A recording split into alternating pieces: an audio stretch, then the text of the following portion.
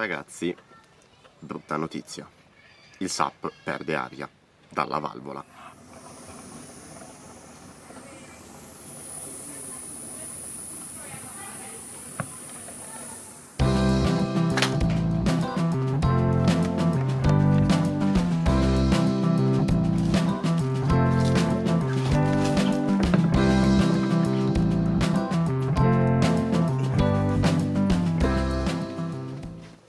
Sì, un po' dalla prima valvola si sente, la seconda valvola invece è a posto. Facciamo la prova col sapone.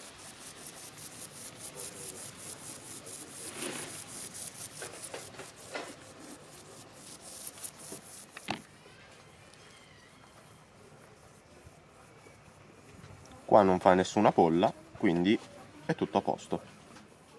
Questo è il kit delle riparazioni. E questa serve per stringere la valvola. Vediamo se riusciamo a fare qualcosa.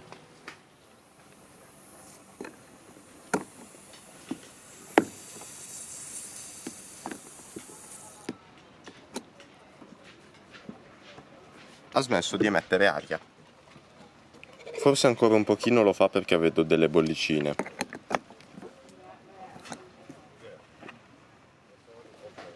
Sembra sistemato, ragazzi.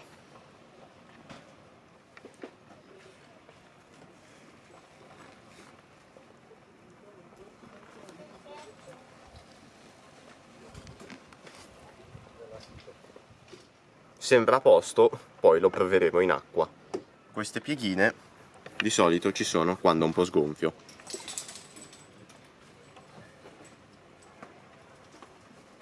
Tenete sempre lo zaino a portata di mano perché dentro c'è tutto il necessario per qualsiasi evenienza.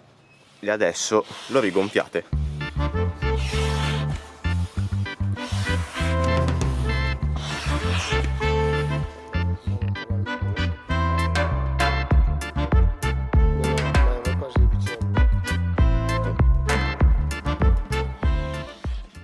Even when you feel low, you can still go. Even when you feel slow, you can still go. Even when there's no hope, you can still go. I never answer to no, man, I still go. Go, go, go, go, go, go, go, go, go, go, go, go, yo, go, go, go. Hustle hard, hustle every single day.